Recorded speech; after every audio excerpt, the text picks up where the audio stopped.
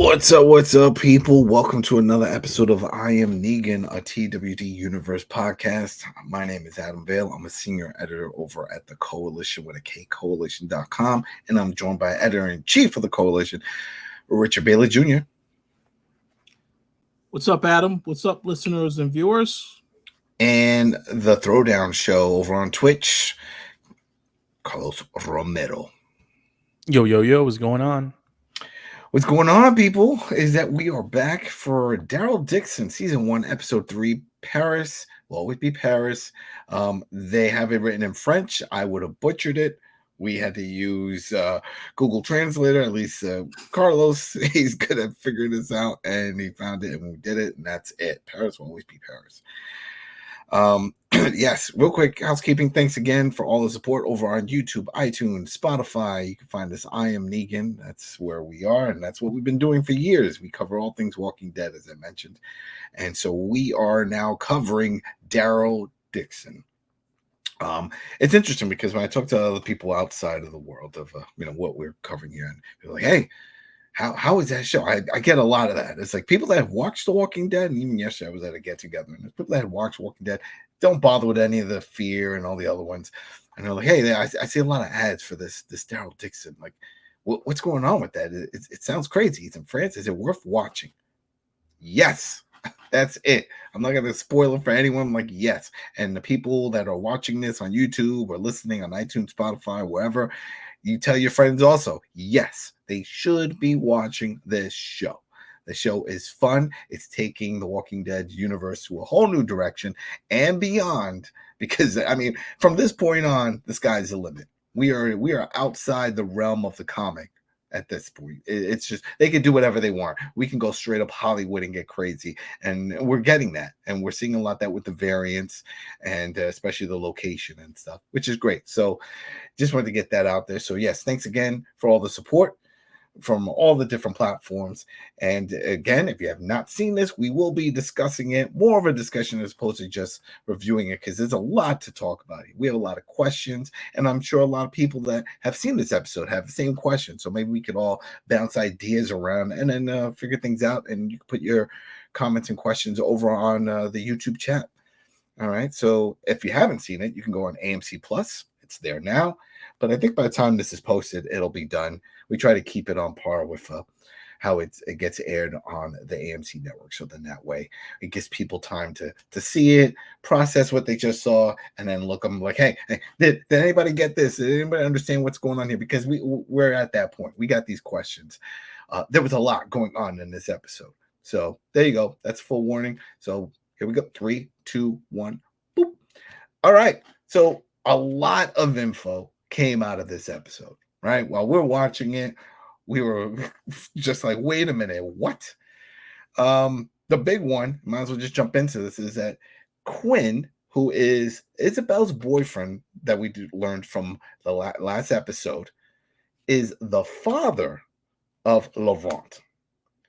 Now, there's a lot, and we'll get through all of it, but this I had to bring up first because this is big. Why, if this is true, and it seems like it's true, why the sister didn't know? First, Isabelle had no clue. She was baffled by it. We automatically assumed, though, that she's boyfriending, she was the girlfriend of Quinn, right?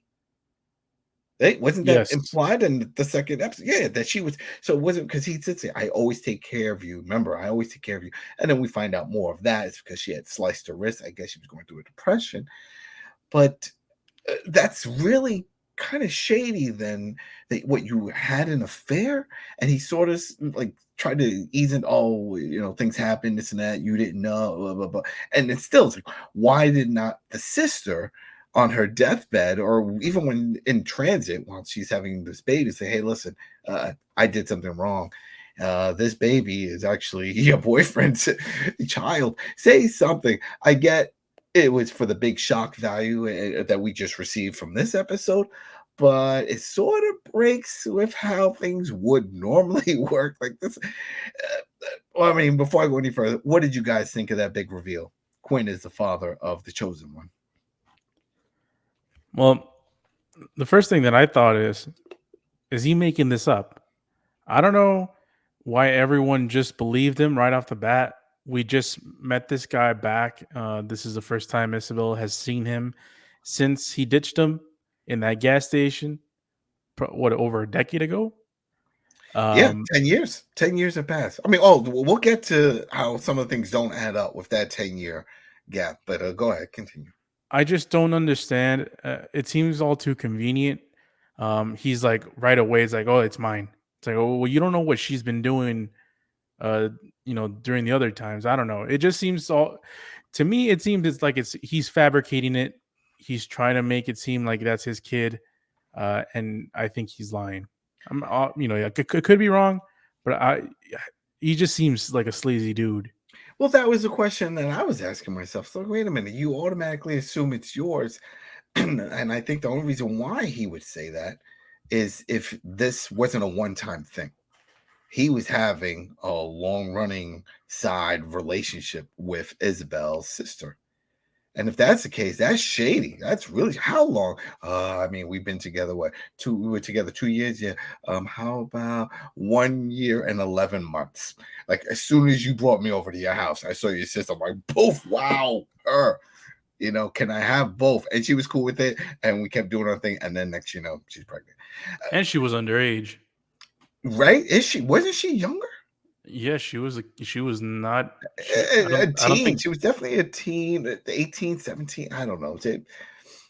What is it? The photo was like in her 16th birthday, right? The Eiffel The Tower picture. one. Yeah, the Eiffel Tower one. But that doesn't mean that was taken that same year that she was pregnant and the whole thing. So I don't know if they'll ever go there, because then she could have said, right there, she could say, hey, but she was a little kid or something, but she didn't say that. She was more shocked, like, what? How did this happen?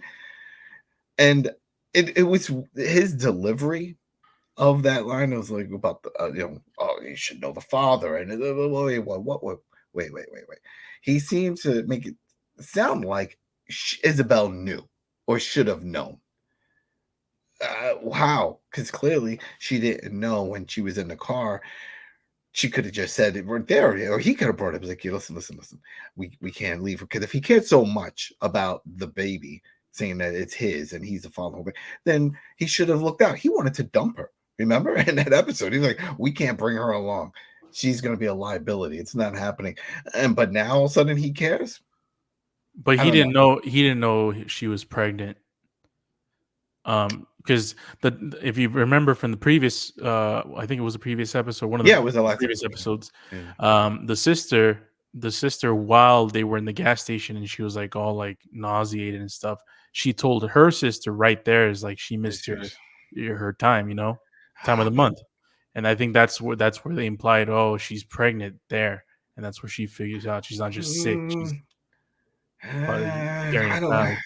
I don't know, because then that means that she went through the whole 9 months and no one discovered or figured out. It's like, wow, you put on some weight, especially around your belly. Like, something's up. I don't know. I mean, hey, it's happened. I've heard these crazy stories of people giving birth in the bathroom, not realizing they were pregnant. Very possible. But, I mean, that seems like a big secret to keep from your sister that you're living with. So, well, it seems like Isabelle was to her going to clubs, stealing that. Exactly, right. She was doing her own thing. What's your thoughts on all of this, Rich? Okay, well, my initial reaction, rest in peace. But I'm pretty sure that Jerry Springer would approve of this. Jerry. Yeah, right, that's it. I mean, I don't really think it's that far-fetched, because from the moment we saw Quinn, I thought the guy looked like a douchebag. There obviously is some bad side to the character, because they want to have the characters that are flawed. They have their own issues. So I think it is believable that he did mess around with the sister and he did get her pregnant. I like you said, I don't think this was a one-off thing. This had to be going on for quite some time, because I haven't heard of a situation happening where you mess around with somebody one time and you get pregnant. I mean, that has to happen more than once. Oh yeah, it's happened. But the way he was so sure that he was the father. Yes, it would imply that this was a real relationship on the side, and that's a double stab for Isabelle right there, because clearly I don't think she really I guess she cared about him, but not more than her sister, obviously, because she stole the car and left them there.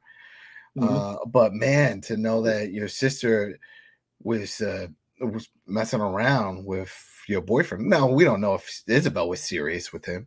If she felt like, oh, we were going to get married, and it's all. No, we never we never really learned that much about their relationship. By the way that she left him behind, she definitely wasn't serious about him. But I will say this: because he wanted to drop her sister, blood over water type of situation. Exactly. It's like no, you're not leaving my sister.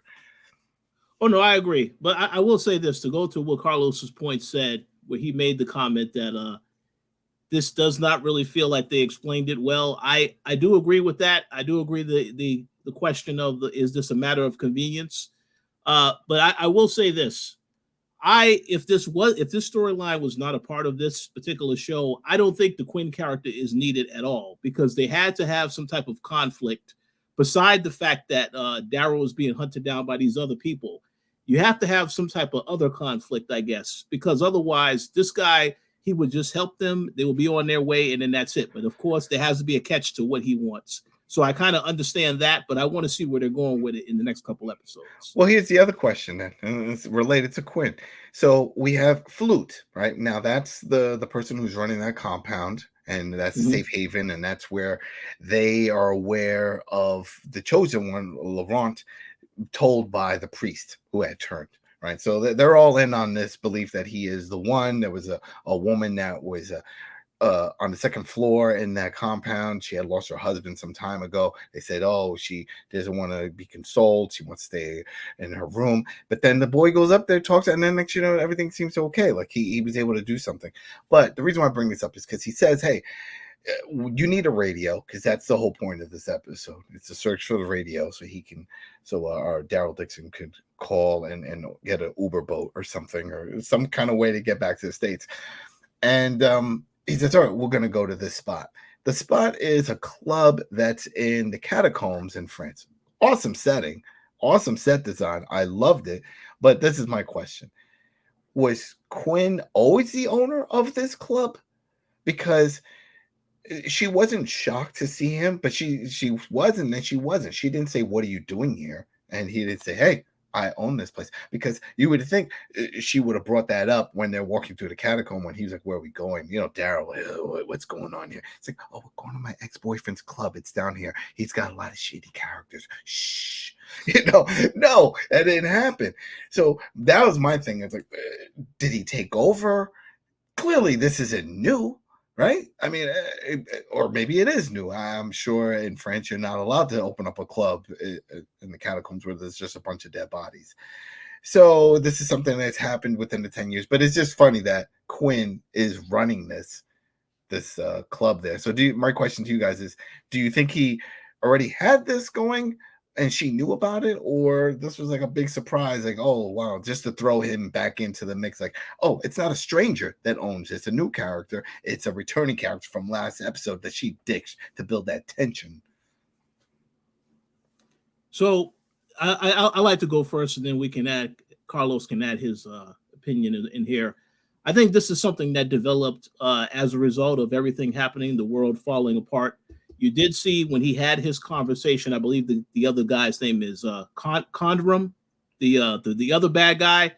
They have an arrangement where the club is supposed to be off limits. So obviously, I think for weapons, yeah. But I think this is something that developed over time. They didn't really go into the backstory about what Quinn's job was and all the stuff that he did. So I kind of feel like they need to dive deeper into that now that we see the character again, and we'll probably get some answers. But I just think this is something that happened over time. I don't think he owned it from the beginning. This is something that happened over time. But one comment that I do want to make, I do believe that there is something special about Laurent, because how the hell is he in a club? He shouldn't be in a club at his age. There's no rules. The first thing I know, man. World's gone to poop. There's no rules. There was nobody at the door saying, sorry, no minors. Come on now. They don't. And it's France. I don't even think those rules apply. I know in England, they don't have very strict rules when it comes to that. So you could see over the bar then. Okay. So I don't think that was a big deal. I don't think they care. But then again, it's good to notice that he is the only minor that was there. Yes. Yep. You know, we saw all kinds of interesting characters at this club, and people may roll their eyes like the world has gone crazy and all this stuff, and then everybody's just celebrating and drinking. There's reports and records that during the Black Plague, during the Black Death in England, that a lot of the Richie Poos would go further out, and that's what they did. They celebrated. They were like, hey, we might die tomorrow. Let's just live it up and celebrate what the little time we have now. So it makes perfect sense. And now this is, again, 10 years after the fall. So what are you going to do? Sit in a room and cry all day and hope walkers don't come and eat you? You got to get a release. And what better than in a place that's surrounded by dead bodies in the catacombs, right? That are already dead. I mean, they're not, there's no way those are coming back. Those are decades old. But it was a great setting, and it makes perfect sense because you're underground. So I think it was fantastic. But yeah, that whole setup, I just was wondering about and yes, there's shady stuff. So I don't think she knew, and that Isabelle knew that Quinn was going to be there or runs a club, because when they were at the compound and Daryl was like, needs a radio, and this is real comical, because they were like, okay, the guy says, come, I know someone here, right? Falut, that's his name, right? He's the guy who runs that area, and he brings him to a guy who's dealing with pigeons. We got a Mike Tyson dude over here with the pigeons, you know. It's like, oh, there's my collection of pigeons. I put little messages here, right? And I send it. He comes back in a few days or a month or whatever. It's like, I'm sorry, this is not going to work. It's not going to cross over to America and then just drop off, and then what? Someone's going to shoot it. I'm like, yeah, we got lunch. They're not going to look for a note. Doesn't work that way. So it was funny that Flute would even point him in that direction. What are you doing? I need a radio, not a pigeon. Yeah, and that's when, Isabelle was like, don't worry, I'll figure something out. And he said, Falut said, hey, there's somebody that I do know that probably could get it, but you need to get some goods. And I want to get into that part. But yeah, that whole part there, what did you guys think about when they showed it? It's like, oh, this is the pigeons. This is how we're going to get that message across. Did you think that was serious? I couldn't believe that. Carlos. I mean, I think that's definitely serious. When you're to America, when you're in the zombie apocalypse, anything goes. Flutes, or dead orchestras, anything goes. Well, that was funny. So let me make a comment about that real quick. I do agree with Carlos that they were serious about the pigeons, but obviously that wasn't going to work. But I just want to make this comment about the dead orchestra. I think that was excellent that they showed that, because it's the declining mental health of people in this environment. They needed to show that, I think, to show you how crazy some people have gone because of everything that happened. So I thought that was good. Mm-hmm. It's good that they showed it without being the violent kind, where it's just some dude manifesting violence through craziness. People can have issues and not be violent. Mm-hmm. Yeah, he did, definitely, because that was right at the beginning of that episode. It was like a little side thing. She was like, oh, I know a guy, he may have a radio, and he's in a theater, and I guess he runs the theater, and he lost his damn mind. He was nuts, and he was like, oh, American. He starts quoting some scenes from other movies or whatever plays that he was reciting off of, and he said, oh, hold on. He puts on a record and he's playing some music, and then he said, go. And he goes, and you see in the big auditorium on stage, he had tied up a bunch of walkers around instruments doing this whole thing. Beautiful set, beautiful scene. I love it. That's great. Make that a YouTube short right there. AMC, if you want to show off something crazy, because that was a fun scene. But yeah, even Daryl's answer, well, you can find anything here. This is crazy. This is a waste of my time and a side mission. He's right.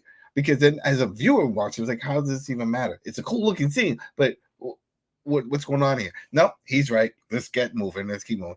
The only thing that wasn't right and incorrect and out of character for Daryl Dixon is that during that scene, right, we have Sylvie, right, and Laurent, and they're in in their wagon waiting for Isabelle and Daryl to come out, and some walkers are coming. One is dragging another one because they were chained together, and she points her rifle about to take the shot. So Daryl comes out and he's talking about how crazy everything has gone. So old school Daryl knows better. Would have just taken out a knife, stabbed that one walker in the head, right? And then he grabs the rifle from Sylvie, takes the shot, and what happens? Yeah, you put that walker down. But then the noise causes for all the other walkers in the area to come out, and now they're all following them. It's like, oh, well, we got to get out of here, back on track. There we go. That's the one issue I had with that scene, because I'm like, Daryl would not have done that. That was the whole reason why Daryl went with a crossbow. Remember? Less noise. He could keep using it. That's why he always went and picked up the arrow afterwards. Where's the crossbow? I want Daryl to say, hey, you got a crossbow. I want something. It has to happen. It has to happen, just like we had Ash from Evil Dead looking for a chainsaw. I agree. I have a theory. I think this is a sign of Daryl's frustration, because he just wants to get back home. So this is why he was swearing a lot more often in this episode, because I saw a couple of F-bombs, a couple of S-bombs in this episode. So he's just frustrated and he wants to get back to America. So that's what I guess. That's why he took the shot of that walker and said, I ain't got time for this. All right, so here's the big question for the listeners and the viewers and the panel. Oh man, so when they get back to the apartment, Isabelle and Daryl, and they're at Isabelle's apartment, and the reason why she brings him there is because, hey, remember, she was a thief. She said, I wasn't always a nun. Sorry. And she breaks out under all the little goodies that she's stolen over those years. So they see the picture of the sister and all that stuff. And I'm like, all right, that's great. And then they try to leave in the hallway. There's some walkers already there. They go through the back door of the apartment building. And when they get to the courtyard area, we see the little French girl that we saw from the last episode. This was two things for me. One, I was expecting a flashback with Sophia, with Daryl, that type of thing, because it's a little girl, it's sad, the whole thing. But two, how is this little girl still in this courtyard 10 years later? Okay, now I can understand if it was just a year or whatever. 10 years standing there because she's stuck. Remember her leg with the dress still there intact. 10-year weather. They got winter in France. It's just that doesn't. I get why story-wise we had to put that aside. Put the time out of your mind. But it's hard when you're supposed to think about the time, because we just saw last episode that Laurent is the baby that was in the womb.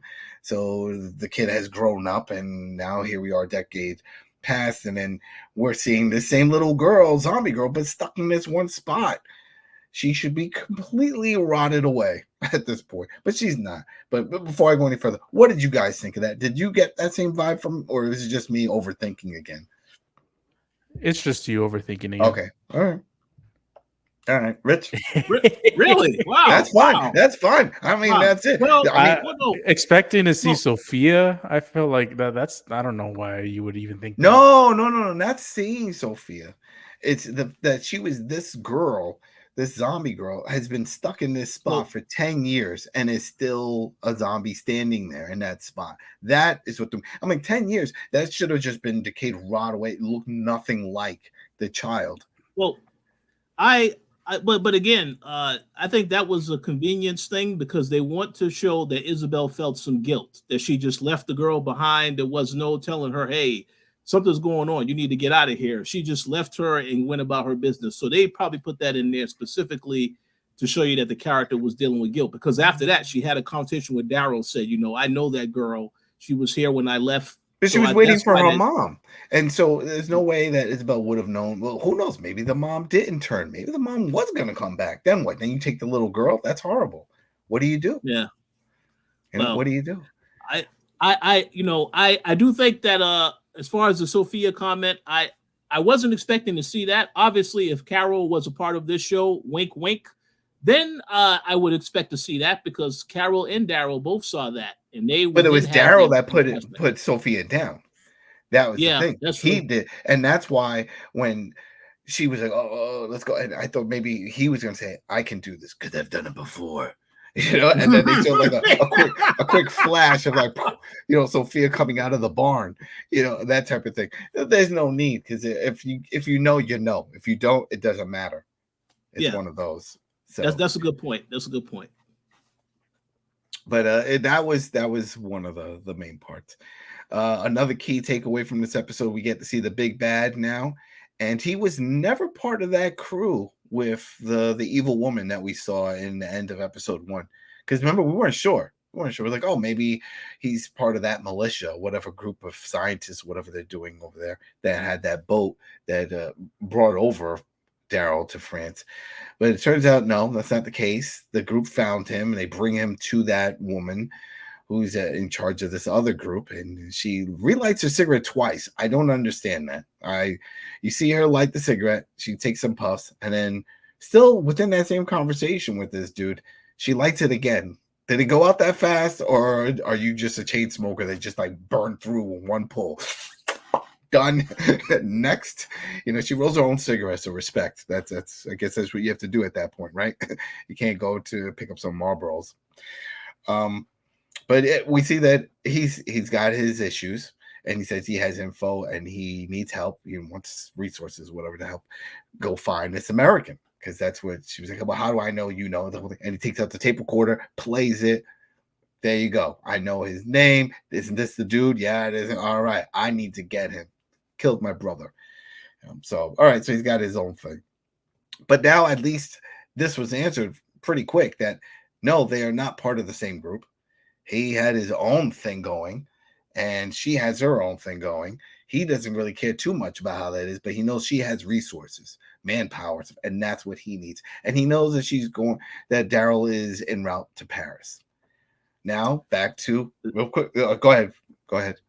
So real quick, I just want to make a prediction right now. Now that we know that she has hired him to basically get rid of Daryl, I'm expecting him to get killed at the end of this season, and then Daryl has to deal with her next season. So that's quick. That's what I was going to ask you guys. Does she want him dead, or does she want him brought to her for questioning or whatever? Because I don't know. I guess, because I think he implied he's just going to kill him. He wants to get rid of this guy. Yeah. He doesn't care. So then how do you prove it? Like, you drag his dead body, decapitate him. Like, look, this was him. She's never seen him. She don't know. That could be another French dude or someone from other country. How do I know this is the guy on the tape? Exactly. So you're right. She wants him to question him, so on and so forth. But this guy, obviously, because his brother was killed, it's a very personal vendetta. So they're going to have some conflict of interests when it comes to that point, because you saw they tried to go after him in this episode. So that's why I said this guy is probably going to get killed at some point. I don't know if it's going to wait till season 2, but Daryl definitely going to deal with him. That's coming. So stay tuned. Yeah. What about you, Carlos? What do you think about all that? I don't know. I feel like it's interesting to think how they're putting the boss. I don't know her name. The boss lady. Yeah, I don't remember her name.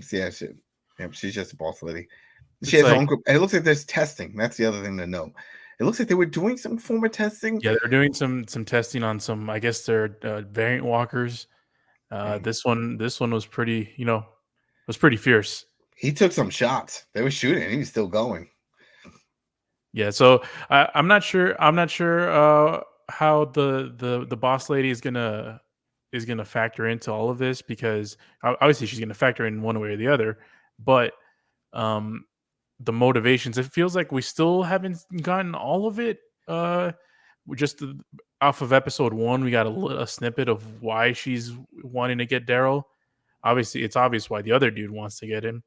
But yeah, I just find it funny as well. It's like, it's the American guy. It's like, oh, maybe there's more than one. He ruined the ship. That's all we really know, is that there was a ship coming from America, and he freed a bunch and he killed a bunch of people. Because remember, we saw a bunch of walkers. And it's like, yeah, this is all the Americans doing. He killed them, whatever, and they turned, and I was like, oh, what's so special about him? Nothing. I just picked him up over there, and and that was it. So we still don't know. All we know is that Daryl says he made some bad decisions. We still don't know what led to him getting on this boat. And it's crazy. Remember, we talked about how are we going to get the backstory. We got the little snippet from the first episode. We haven't had anything since. Who knows? Maybe the backstory will be in the second season. I can answer that question, Carlos. The season finale will be the backstory. It could be. Yeah. I mean, we only got what? This is episode 3. Yeah, we got 3 more to go. Got 3 more to go. Mm-hmm. So yeah, more than likely it'll be one of the last ones. Mm-hmm. Now, go ahead. Oh no, yeah, and they'll probably reveal in that season finale right before Daryl, got lost. He met up with Rick, and oh wait, now we need to find out what happened with Rick when that show comes out next year or something to that effect. Who knows? It all depends on this writer strike, or else put it for 2025. It's going to be a while, but So the other issue with all of this, with the big bad, that's what I keep calling him, is that he shows up at the club catacomb. That's what I'm going to call it. Yeah, and he was like, I'm looking for an American. He tells this to Quinn. And he says his name. It's like, oh, well, Quinn just gives the information up right away. He doesn't waste any time filling this in, which I found very interesting. Like, why? What? You don't know this guy, or do you know him? I guess he because he doesn't know him, but he knows the soldiers, because that was he said the woman's name, the evil woman. He said, hey, I have an arrangement with her. None of that comes over. He's like, that's fine. We're not here to cause trouble. We're looking for Daryl Dixon. So I'm really surprised that he did what he did, which is clearly tell this dude where they're being held up, because if he cares so much about the boy being his son, you're sending this guy with armed soldiers over there. Who knows? What if he kills them all? What if he doesn't even know and thinks, oh, I'm going to kill your kid? That's not my kid. Oh, no. You know what I mean? And he thinks he's killing Daryl's kid, like an eye for an eye thing. You just killed Quinn's son. That doesn't... that part there. Go ahead. I agree. Something to be mindful of, we have to remember, is that when they discovered Laurent in the first episode, they tried to take him. So I will be very curious to see what's going to happen now when, again, they have an opportunity because obviously now you know that Quinn is the father, so on and so forth. Is he going to allow them to take his son? That's a question to think about moving forward, because like you said, when he told them to go, this is where Daryl is at. He wasn't thinking about how they were going to react and how they can potentially take out Laurent or Isabelle. So that's why I said we probably have to watch that in the next couple episodes, because once he knows that they would take Laurent as well, I think he might have an issue with that. So it's just so weird. He could have just lied. That's the thing that threw me off with that. He could have just lied, because earlier in that same segment where it's Isabelle, Quinn, and Daryl in the room and the big reveal, I'm the father, whole thing. He pretty much says he wants the child. He said the boy needs to know his father. I want this. You do this, you get your boat. That's when Daryl's like, nah, we're not messing with this guy. No. Let's go. Well, I don't need a boat that bad, So, and then she was like, I don't need a hero. And they go in that whole little thing. They build that tension. But the reason why I bring that up is because if he cares, which is where he's telling Isabelle they sort of cares, he wants to be the father for the child. If a guy shows up with armed soldiers and says, hey, where is this American Daryl? Just lie. Like, I don't know. He came in here. He wants a boat. I'll tell you that much. But then he left. He said he didn't want to make a deal, and there goes that.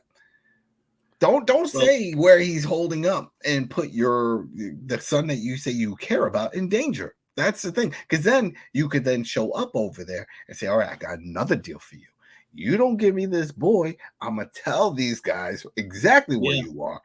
And they're going to take everybody out. I don't care. Everybody in this compound is going straight to the afterlife and going to be walking the earth as zombies. Give me my boy.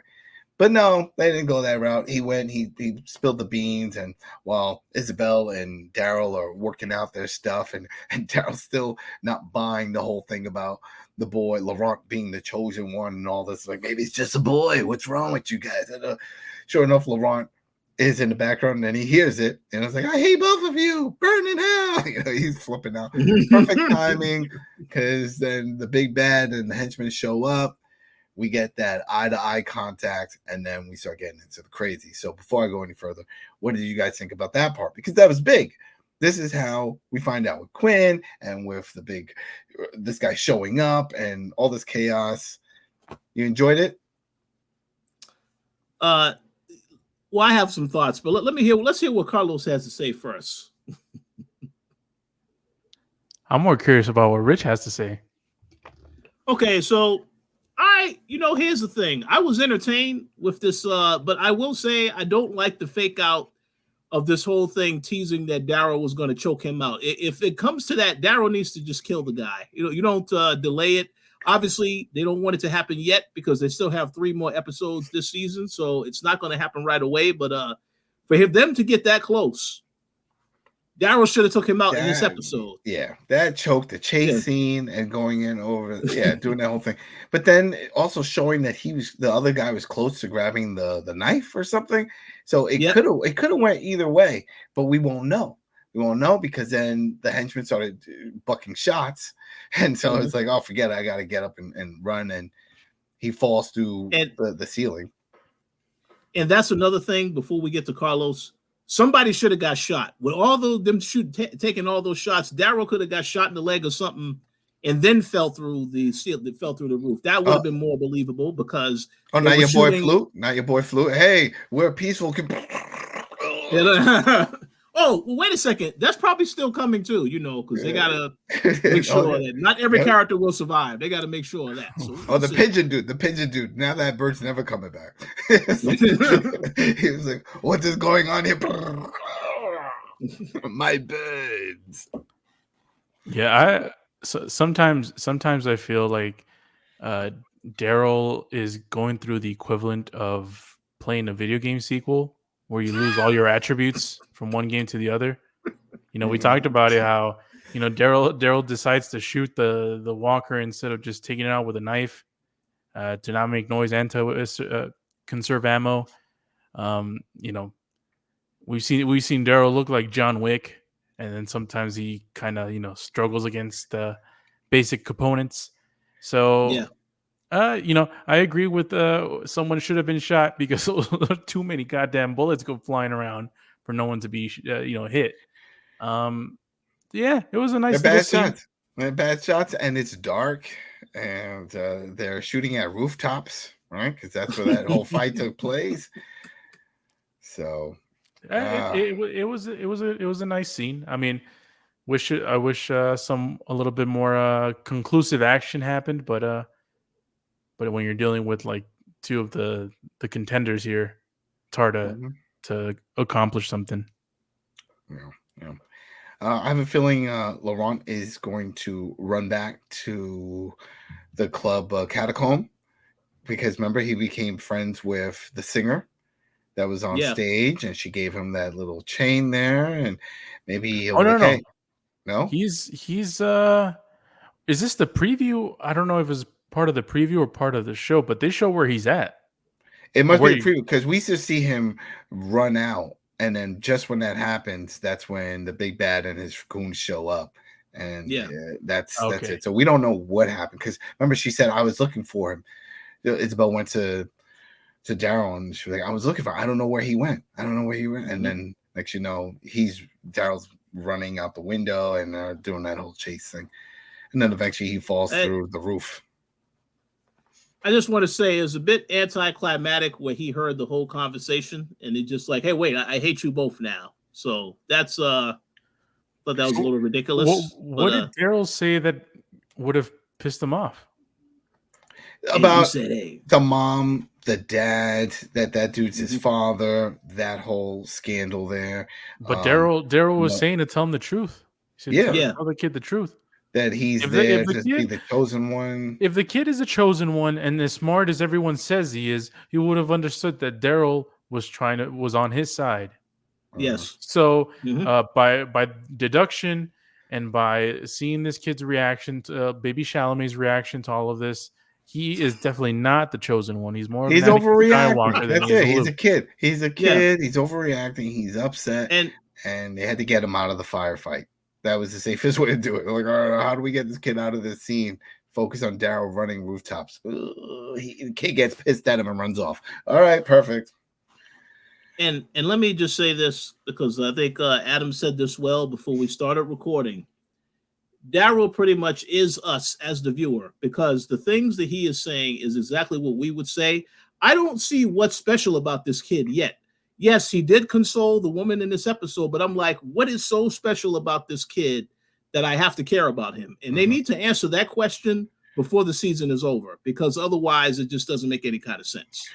Yeah, because the one thing and people are like, but we know it's like The Last of Us. He Yes. has some of that the zombie blood, whatever, in him, and he didn't turn. The mom turned, so there's got to be some kind of immunity. But we don't know that. We don't know that. We don't know if he gets bit by a walker, if he's going to turn or not. It hasn't happened yet. So Yeah. I don't really know what this community is expecting from him to be their new leader. Is this like a John Connor from Terminator situation? You're going to help us lead, and we're going to fight. You're going to become this great soldier. But, Flute doesn't look that young. So by the time this guy actually becomes of age that people can follow him, unless he becomes like a boy king type of situation, it's not going to matter. So I don't know. It leaves a lot of holes in all of this, and they're gonna have to answer it, because that's the thing. Okay, you bring this kid to this compound, to Flute and all this. Then what? What are they doing? Daryl doesn't care, so he doesn't ask that question. Remember, he just wants to get to a boat. He said, "All right, I'll bring you there, and then I'll go and get in a boat, and that's it." And that was the thing. He was like, "I'm packing up. I'm gonna leave," and then she turns around, which I really didn't expect. The lines that she was delivering was like, he's gonna miss you. Oh, miss you just met like a few days ago. He'll get over it. It's not like, oh wow, you've been here for years. We're happy. He sees you as a father figure. No. Daryl is a man of very few words, and I'm sure he wasn't really bonding with this kid. And that's it. He's got a goal. He just wants to get home. That's it. That's all he cares about. Wants to get on the boat. Doesn't care how he gets a boat. Just wants to go. First, he was looking for the radio. That's not happening. But yeah, no, I think Carlos, what you're talking about is from that teaser for the next episode, because it looks like he's somewhere else. And then we also see the Quinn, the father, would-be father, plays a bigger part. No surprise. Maybe he dies. Maybe he does stick up and turn a new leaf. I don't know. Because at first we're thinking, oh, Isabelle did him wrong. Yes, he wanted to leave her, the sister, whole thing, but maybe he thought she was going to turn, and that, okay, well, I get it. She's going to turn, but no. So they had to stick something on him to give him the stench, and this is it. It's like, oh, man, that's messed up. He's messing with the sister, and had the baby. Oh, but then, he's the chosen one's father, so that plays a big part. That could change everything, too. And maybe the community wants the dad of the chosen one there as well. I don't know. But we will find out. All right, before we wrap this up, anything else you want to say about this episode? Rich? Actually, no. I thought this was still a very entertaining episode. This is definitely, I'm going to go back and say, again, I'm enjoying this Walking Dead spinoff a lot more than the other ones. So I look forward to seeing what happens next. I don't mind the secrets and the revelations, but they have to explain some of this stuff. So as an audience person, I better understand what they're trying to do. So, but so far, so good. Carlos? I just want to know what happens to the orchestra director. Well, give me his spinoff.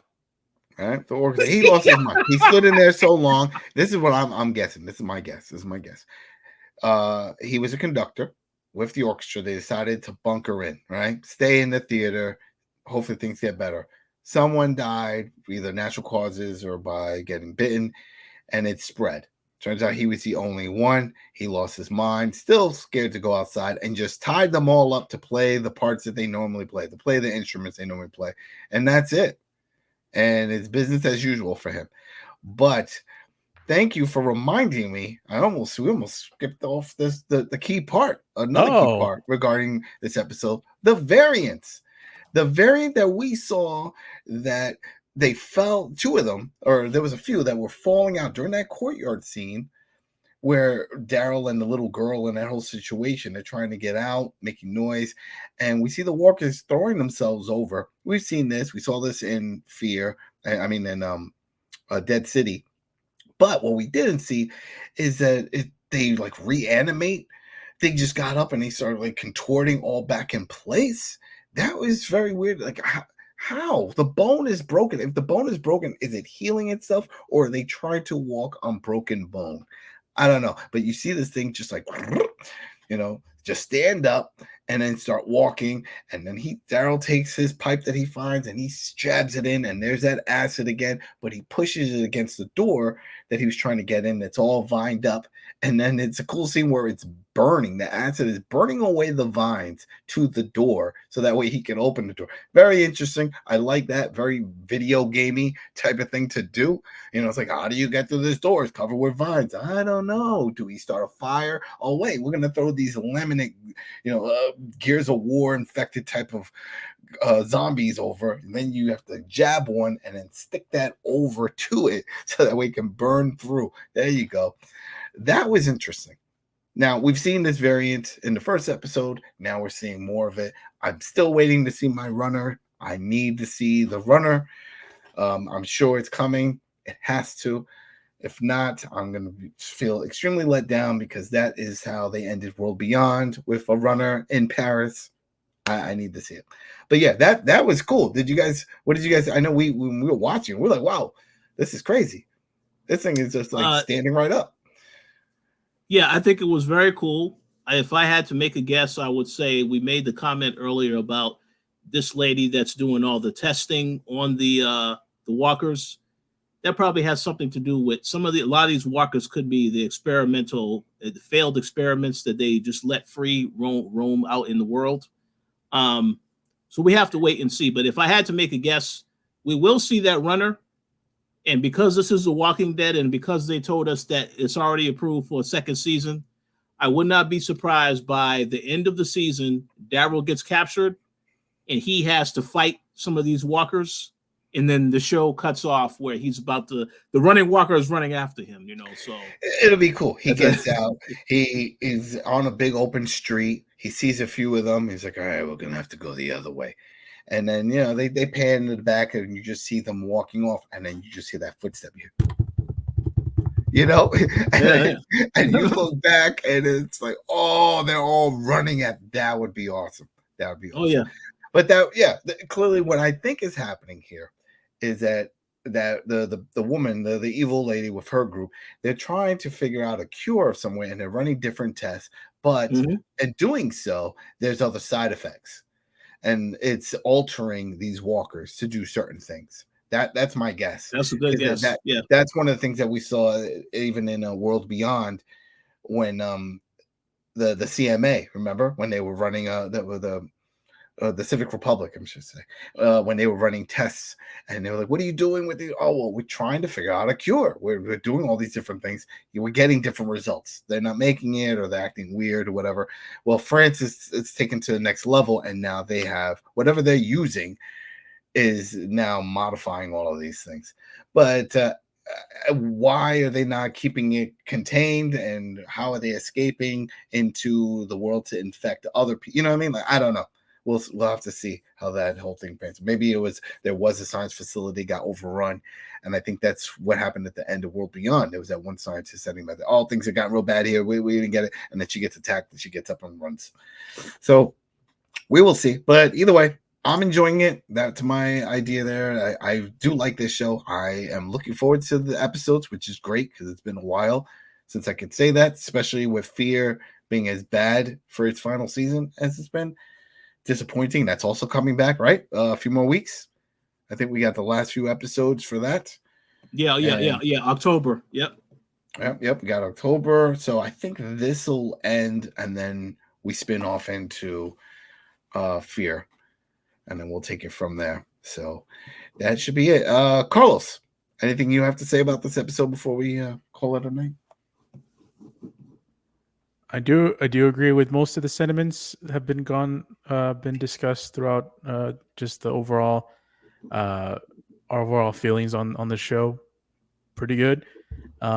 Yeah, I'm looking forward to see what happens next. I don't know what the whole thing with the variants is, what the hell they're actually testing. Maybe they're the ones that actually created some of the variants. Who knows? But I'm looking forward to see what happens next. Hopefully Daryl gets to be a more of a badass in the next episodes, and hopefully he finds a crossbow somewhere. And yeah, we'll talk about it next week. He needs a crossbow. Episode. He needs a crossbow. We have to complete the Daryl Dixon. And then, I mean, if you go to find any of his figures out there, his action figures, almost all of them have him with this damn crossbow. That's him on a motorcycle crossbow. We get it. No motorcycle yet. I'm sure he can find one somewhere out there in France. But crossbow, come on now. The setting is fantastic, and everything is set for it. So it just makes sense, especially when we saw that scene, the first episode, where they had all those weapons. Remember? The nuns. I was like, oh, come on now. There's got to be a crossbow.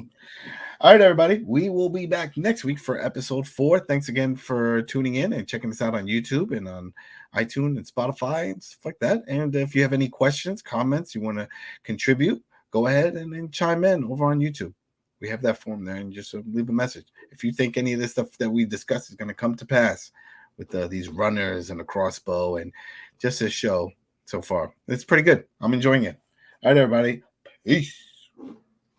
Peace.